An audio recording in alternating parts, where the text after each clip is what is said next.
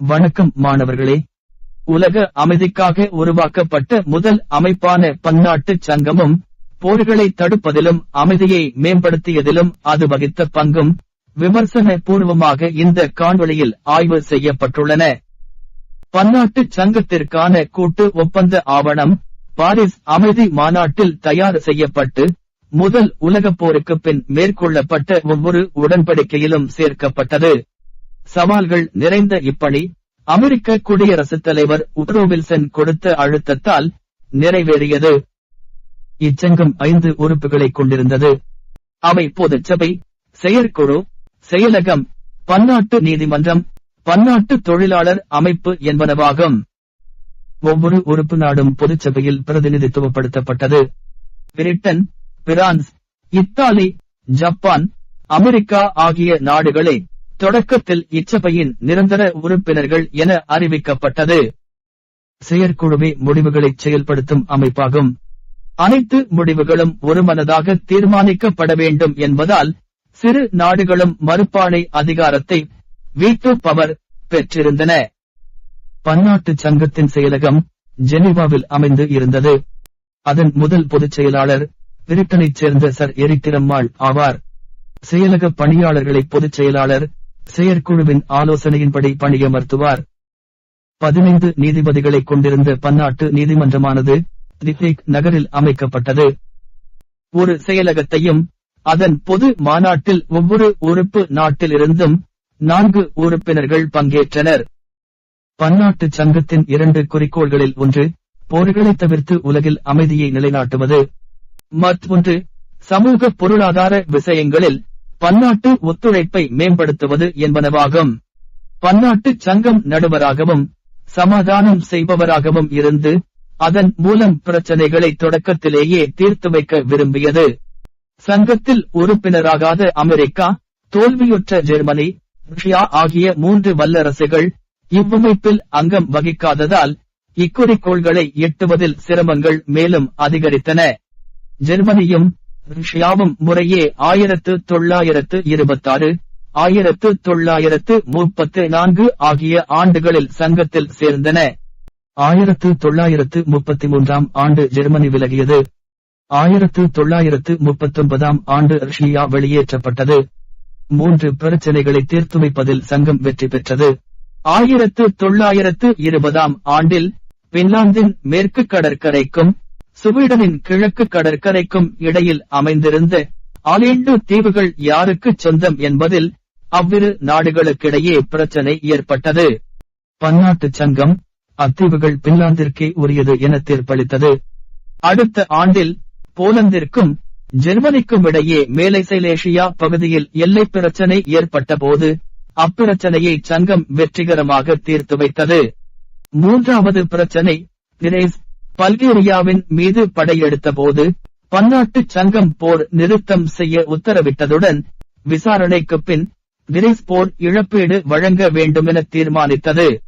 1925 ஆண்டில் லுக்கர்னோ உடன்படிக்கை கையெழுத்தாகின்ற வரை பன்னாட்டு சங்கம் வெற்றிகரமாகவே செயலாற்றியது. கட்டுப்பாடு மீறல்களே இச்சங்கம் கலைக்கப்படுவதற்கான முக்கிய காரணமாக விளங்கியது. 1925 ஆண்டு சங்கத்தின் பாதுகாப்பு குழுவானது ஏற்பாடு செய்த ஆயுத குறைப்பு பிரச்சினை தொடர்பான மாநாடு 1932 ஆண்டு பிப்ரவரியில்தான் கூடியது. இம்மாநாட்டில் பிரான்சுக்கு நிகராக தானும் ஆயுதங்களை வைத்துக் கொள்ள ஜெர்மனி அனுமதி கோரிய போது அது மறுக்கப்பட்டது. அக்டோபர் திங்களில் ஹிட்லர் ஜெர்மனியை மாநாட்டில் இருந்தும் பன்னாட்டு சங்கத்தில் இருந்தும் விலக்கிக் கொண்டார். 1931 ஆண்டு ஜப்பான் மஞ்சூரியாவை தாக்கியது. சங்கம் ஜப்பானை கண்டனம் செய்யவே ஜப்பானும் சங்கத்திலிருந்து வெளியேறியது. இத்தாலி எத்தியோப்பியாவை தாக்கிய விஷயத்தில் சங்கம் இத்தாலிக்கு எதிராக தடைகளை விதித்ததால் அதை எதிர்த்து இத்தாலி 1937 ஆண்டு விலகியது.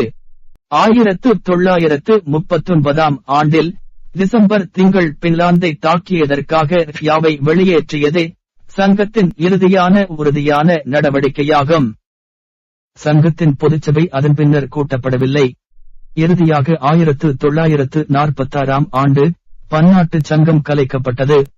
தோல்விக்கான காரணங்களாக பார்க்கப்படுபவை: பன்னாட்டு சங்கமானது உலக அளவில் உறுப்பினர்களை கொண்டிருந்தாலும் முதல் உலகப் போரில் வெற்றி பெற்ற நாடுகளின் அமைப்பாகவே காணப்பட்டது. அது ஐரோப்பிய அரசியல் விவேகத்தின் மையமாக மாறியது.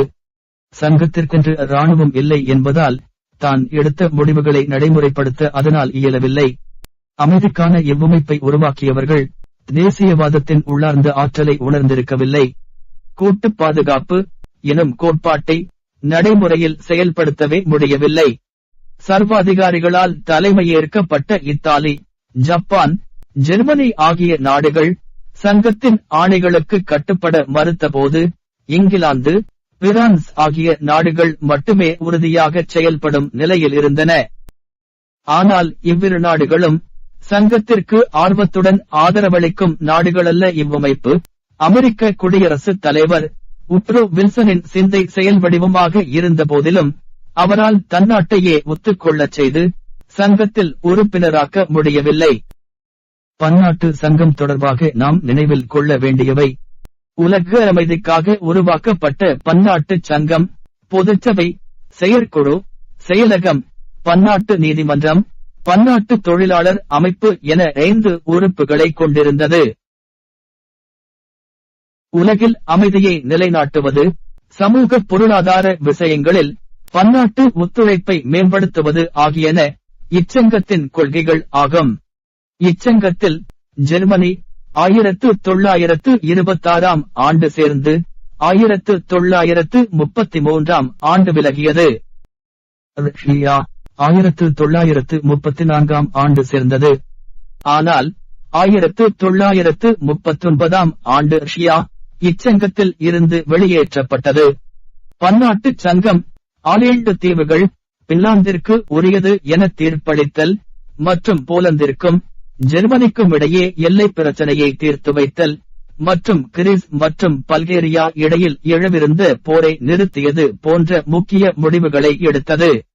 வெற்றிகரமாக செயல்பட்டுக் கொண்டிருந்த இச்சங்கம் ஜெர்மனி, ஜப்பான், இத்தாலி ஆகிய நாடுகள் இச்சங்கத்தில் இருந்து வெளியேறியதைத் தொடர்ந்து சில காரணங்களால் 1946ஆம் ஆண்டு இச்சங்கம் கலைக்கப்பட்டது.